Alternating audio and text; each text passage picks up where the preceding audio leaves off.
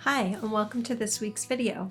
If you're new here, I'm Colleen, the human behind Tomcat Illustrations, and the cat you see on the screen is Bud. He likes to be a part of my videos. He likes to be a part of everything. And this week's video is about what to do. Well, not really what to do when you don't like your art, but maybe more of lessons I've learned from not liking the art I produce.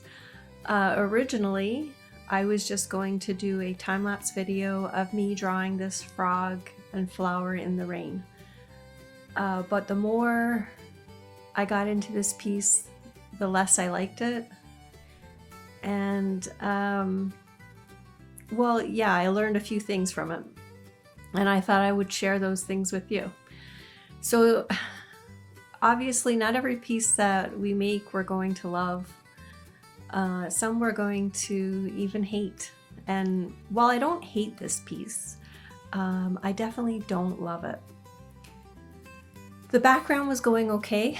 It was fine. And then I started the petals on the flower and that was going okay. And then I realized that there was going to be way too many similar tones of green in this piece, and I wanted the flower and the frog to pop out, so I added some gray to the background to try to push that back, and decided I would make the flower and frog more saturated than I had planned to try to get them to pop out. But the more I did this, the more it really wasn't working for me, and I really didn't want an overly saturated piece, so I kind of got a bit stuck. Now, I was still enjoying the process here while I was doing the petals, but when I colored in the bottom part of the flower, that green part, I don't know what it's called. Tell me in the comments, what's that bottom part of the flower called? When I did that and I did the stem, I was really like, oh no, this is just not gonna work. I really didn't know how to switch gears and change it up. I felt like the background was done. I was kind of stuck. And I actually put this piece down for several days. I left it on my desk and I would go in my room every now and then, look at it, kind of fret about it, and leave it again. And do the same thing the next day. But I decided that I would push through and finish it anyways. I wasn't sure what it was going to look like, but I wanted to at least finish it. So pushing through this piece, I did learn several things, and I want to share those with you. But before I do that, I want to say, let me start over. Art or creating anything is about the process, not the end piece. And if you are not enjoying the process, you are wasting your time. So it's okay to not finish a piece and put it away and never look at it again. It's okay to throw away a piece. It's okay to push through a piece and try to see if you can redeem that to what you wanted it to look like. All of these things are fine. It's just about how you feel about it in the moment. I do feel like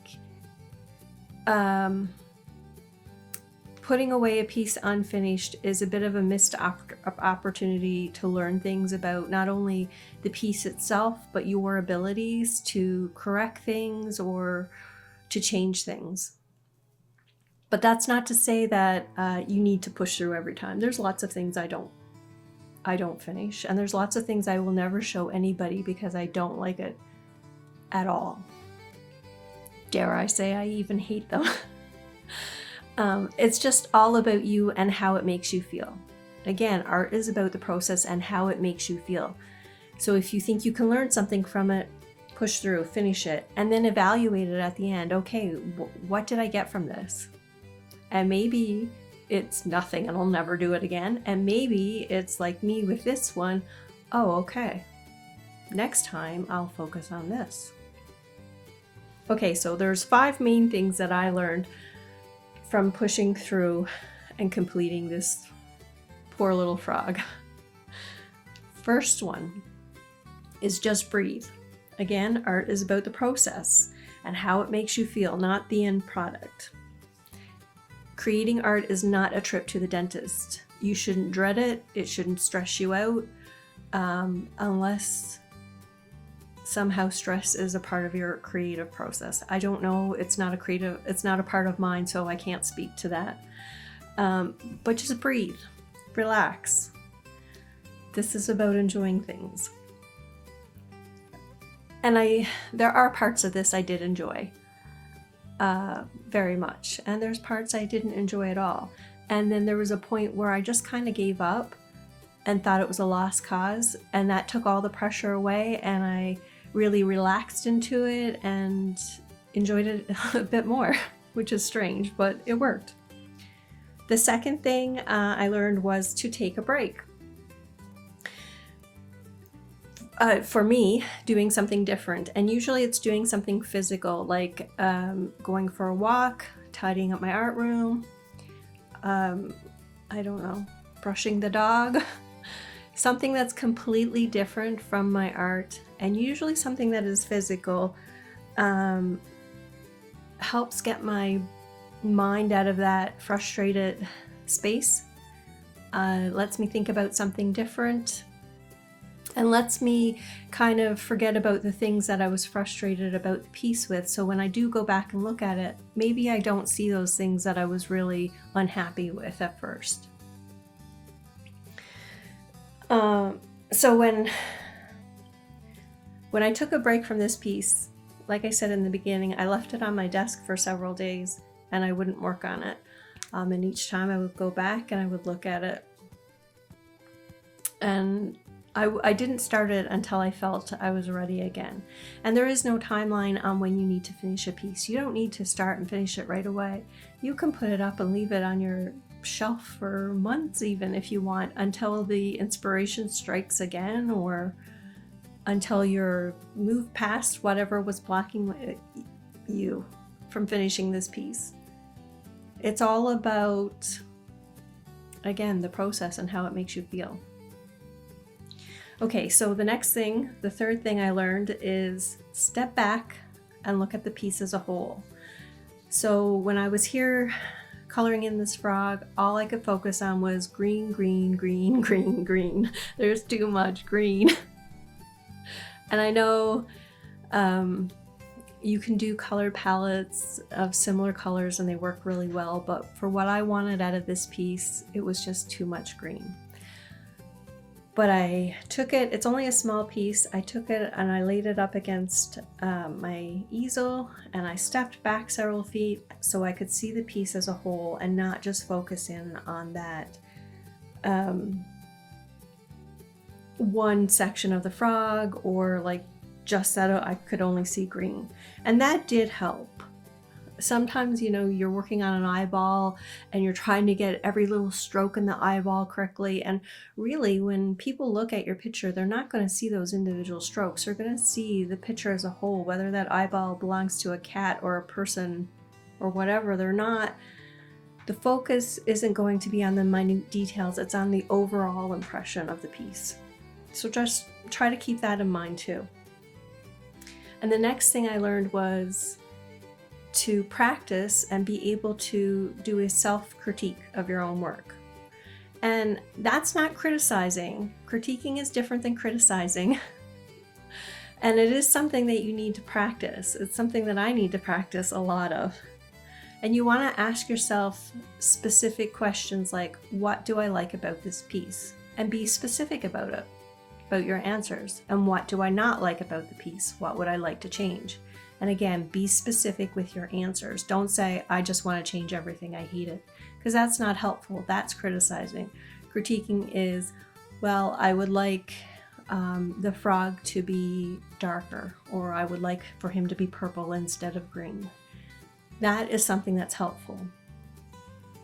And then the last thing I learned is don't be afraid to make changes. If there's like the background was too similar, so maybe I could darken it up, or maybe I could try to lighten it up more. If you were drawing a face and you realized the nose was not sitting right, erase it, start over. Don't be afraid to redo something, to paint over something, to add something. Changes are okay. Once you put a mark on a page, it's not forever. You can go back and make changes, and that's okay. And I made some changes with this one, although some I just left. I chalked this one up to a learning experience. This is not my favorite thing I've done, but it's not my most hated thing I've done either, and I did learn a lot. It's been a while since I've been consistently drawing and painting, so these lessons have kind of gotten lost, I guess, with time, and it was good for me to relearn them. Let me know what lessons you've learned from your pieces that you don't like, or that you do like. And if you like this colored pencil drawing, I have a card up in the corner. You can click and watch another video of me doing a goldfish. He was really cute. And thank you so much for staying for the whole video and watching the whole thing. If you liked it, give it a thumbs up, hit the subscribe button, leave a comment, all the YouTubey things. Share the video, I don't know. And until the next one, be kind to yourself and be kind to your art. All right, thank you so much. See you in the next one.